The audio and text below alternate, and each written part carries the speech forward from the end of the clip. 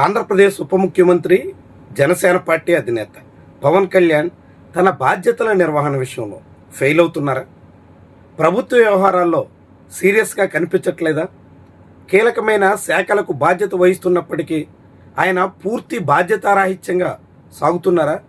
ఇలాంటి అనేక సందేహాలైతే ఎవరికైనా కలగకమాను. ఎందుకంటే ఆఖరికి అత్యంత ముఖ్యమైనటువంటి క్యాబినెట్ సమావేశాలకు కూడా ఆయన పదే డొమ్మా కొడుతున్నారు. ఆరోగ్య సమస్యలని కొన్నిసార్లు, అలకబూనారని మరికొన్నిసార్లు, ఇలా రకరకాల పేర్లతో ఆయన క్యాబినెట్ సమావేశాలకే రాకపోవడం చాలామందిని ఆశ్చర్యానికి గురి చేస్తుంది. అసలు 2026 సంవత్సరంలో ఈ క్యాలెండర్ ఇయర్లో జనవరి నుంచి ఇప్పటి వరకు మొత్తంగా జరిగినటువంటి క్యాబినెట్ భేటీలన్నీ ఎప్పుడెప్పుడు జరిగాయి, ఆయన ఎన్నిసార్లు సమావేశాల్లో పాల్గొన్నారు అన్న లెక్క తీస్తే పవన్ కళ్యాణ్ బండారం బయటపడుతుంది. మొత్తంగా ఈ ఏడాదిలో 14 సార్లు ఇప్పటి వరకు క్యాబినెట్ సమావేశాలు జరిగితే ఆయన హాజరయ్యింది కేవలం 3 సార్లు మాత్రమే. కేవలం 3 సార్లు మాత్రమే 14 సార్లకు గాను పవన్ కళ్యాణ్ హాజరయ్యారు. 4వసారి ఒకసారి వచ్చినప్పుడు కూడా అర్ధాంతరంగా సమావేశం ప్రారంభమవుతుండగానే వెనుదిరిగి వెళ్ళిపోయారు. అంటే మొత్తంగా 10 సమావేశాలకి ఆయన డుమ్మా కొట్టేశారు. పవన్ కళ్యాణ్ ఏకంగా 5 శాఖల మంత్రి. అందులో పంచాయతీరాజ్, గ్రామీణాభివృద్ధి, పర్యావరణం, అటవీ ఇలాంటి కీలకమైనటువంటి శాఖలన్నీ ఆయన దగ్గరే ఉన్నాయి. అయినప్పటికీ ఆయా శాఖలకు సంబంధించినటువంటి కార్యకలాపాలు, ఇతర ఉమ్మడి నిర్ణయాలు అన్నీ తీసుకోవలసినటువంటి క్యాబినెట్ భేటీకే ఆయన హాజరు కాకపోవడంతో ఇక ఆయా శాఖల పరిస్థితి ఎట్లా ఉంటుందో ఎవరికైనా అర్థమవుతుంది. మొత్తంగా చూస్తే ఆయన క్యాబినెట్ సమావేశాలు ఈ ఏడాది జనవరి 8న సమావేశం జరిగితే ఆయన హాజరయ్యారు. 28న హాజరు కాలేదు, ఫిబ్రవరి 24న రాలేదు, మార్చి 13న రాలేదు, మార్చి 26న రాలేదు. అంటే జనవరి 8 నుంచి ఏప్రిల్ 10వ తారీఖు వరకు ఆయన మధ్యలో జరిగినటువంటి ఏ క్యాబినెట్ సమావేశానికి కూడా హాజరైన దాఖలాలు లేవు. ఆ తర్వాత మళ్ళీ ఏప్రిల్ 30న జరిగినటువంటి క్యాబినెట్ భేటీని కూడా గైర్హాజరయ్యారు. మే 14వ తారీఖున సమావేశానికి వచ్చారు. జూన్ 4న కూడా సమావేశానికి వచ్చి అర్ధాంతరంగా మధ్యలో వెళ్ళిపోయారు. ఇక జూన్లో ఒక్కసారి కూడా రాలేదు. జూలైలో 2 సార్లు సమావేశాలు జరిగితే హాజరు కాలేదు. ఆగస్టులో 2 సార్లు కూడా ఆయన సమావేశానికి హాజరైన దాఖలాలు లేవు. అంటే ఇప్పటి వరకు 14 సమావేశాలు జరిగితే కేవలం 4 మార్లు మాత్రమే ఆయన ముఖం చూపించారు.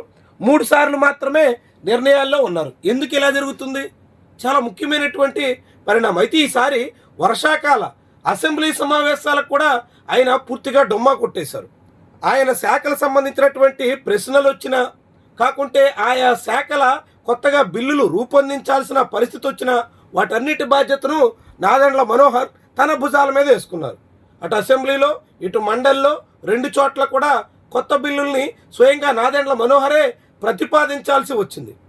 మరి ఇలా పవన్ కళ్యాణ్ తన బాధ్యతలు నిర్వహించకుండా, ఆఖరికి అసెంబ్లీకి కూడా జవాబుదారీగా వ్యవహరించకుండా ఆయన నచ్చినట్టు సభలకు రావడం, నచ్చినట్టు సమావేశాలకు హాజరవడం, తోచినప్పుడు మాత్రమే ఆయన కనిపించడం, ఇలా సాగితే ఇక ఆయన ఉప ముఖ్యమంత్రిగా ఎంత మేరకు సక్సెస్ అయినట్టు? ఇలా ఇన్నిసార్లు గైర్హాజరైతే మొత్తంగా ఆయనకి అటెండెన్స్ మినిమం కూడా లేకపోతే పవన్ కళ్యాణ్ మంత్రిగా, ఉప ముఖ్యమంత్రిగా ఫెయిల్ అవుతున్నట్టు కాదా? ఇలాంటి ప్రశ్నలే ఎవరికైనా ఉదయించకమాను. అయితే తాజాగా ఈ వర్షాకాల అసెంబ్లీ సమావేశాల చివరి రోజు హఠాత్తుగా ఆయన అసెంబ్లీ దగ్గర ప్రత్యక్షమయ్యారు. అసెంబ్లీ ప్రాంగణంలో తన పార్టీ ఎమ్మెల్యేలతో తన కార్యాలయంలో లెజిస్లేటివ్ పార్టీ సమావేశం నిర్వహించారు. నిజానికి ఈ లెజిస్లేటివ్ పార్టీ సమావేశం పవన్ కళ్యాణ్ గైర్హాజరు కావడంతో తొలి రోజే నాదెండ్ల మనోహర్ అధ్యక్షతన జరిగింది. మళ్ళీ చివరి రోజు పవన్ కళ్యాణ్ వచ్చారు కాబట్టి మళ్ళీ అంతా సమావేశం అయ్యి లెజిస్లేటివ్ పార్టీ సమావేశం జరిగినట్టుగా అధికారికంగా ప్రకటించారు. చాలా ఆసక్తికరమైనటువంటి విషయం. ఎప్పుడైనా అసెంబ్లీ జరుగుతున్నప్పుడు సమావేశాల ముందు రోజు లెజిస్లేటివ్ పార్టీ మీటింగ్ జరుగుతుంటాయి. అసెంబ్లీలో ఎలాంటి వ్యూహాన్ని రచించాలి, ఎలా అసెంబ్లీలో వ్యవహరించాలి, ఏ అంశాలు ప్రస్తావించాలి, పార్టీగా ఏవి ప్రాధాన్యత అంశాలుగా తీసుకోవాలి, ఇలాంటివన్నీ సహజంగా రాజకీయ పార్టీలన్నీ చేసే వ్యవహారం. కానీ పవన్ కళ్యాణ్కి ఆయన ఎప్పుడొస్తే అప్పుడే అన్నట్టుగా మారడంతో అసెంబ్లీ సమావేశాలు దాదాపు ముగిసిపోయే దశలో ఆయన వచ్చారు. అప్పుడే లెజిస్లేటివ్ పార్టీ సమావేశం నిర్వహించారు.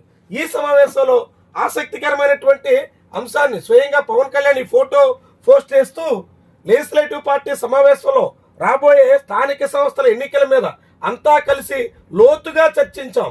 స్థానిక సంస్థల ఎన్నికల్లో జన సైనికుల పోరాట స్ఫూర్తిని కొనసాగించేలా, వారి ఆత్మగౌరవాన్ని నిలబెట్టేలా ముందుకు తీసుకెళ్తాం. ఇది పవన్ కళ్యాణ్ స్టేట్మెంట్. అంటే స్థానిక సంస్థల ఎన్నికల్లో జనసేన పార్టీ బలమైనటువంటి వాటా ఇవ్వాల్సిందే, వాళ్ళు కోరుతున్నట్టుగా 1/3 సీట్లు కేటాయించాల్సిందే అనే డిమాండ్ని పవన్ కళ్యాణ్ మరోసారి వినిపించినట్టుగా దీన్ని మనం భావించాల్సి ఉంటుంది. మరి దీని మీద తెలుగుదేశం పార్టీ నాయకత్వం 15% మించి ఇవ్వబోం అని చెప్తున్నటువంటి తరుణంలో 15% ఇవ్వడానికి టీడీపీ రెడీ అయింది. 30% తగ్గితే సహించబోమని జనసేన సంకేతాలు పంపిస్తోంది. మరి ఈ క్రమంలో కూటమిలోని మిత్రపక్షాల మధ్య ఈ సీట్ల పంపకాలు ఎలా సాగుతాయి, ఎలా సర్దుబాటు జరుగుతుంది, ఎలా అడ్జస్ట్మెంట్తో మళ్ళీ ఉమ్మడిగా ప్రయత్నం చేస్తారు. ఆసక్తికరమైనటువంటి వ్యవహారం. పవన్ కళ్యాణ్ హఠాత్తుగా దర్శనమిచ్చి ఇచ్చినటువంటి ఈ స్టేట్మెంట్ ఇప్పుడు రాజకీయంగా కలకలం రేపుతుందనడం మాత్రం నిస్సందేహం. కేబినెట్ భేటీకి రాలేదు, అసెంబ్లీకి హాజరవ్వలేదు, కానీ స్థానిక ఎన్నికల్లో తన పార్టీ సీట్ల విషయంలో మాత్రం లెజిస్లేటివ్ పార్టీ సమావేశం సందర్భంగా ఘనంగా వినిపించి గట్టిగా డిమాండ్ చేసే పరిస్థితులు అయితే పవన్ కళ్యాణ్ ఉన్నారు. చాలా ముఖ్యమైనటువంటి పరిణామం ఇది.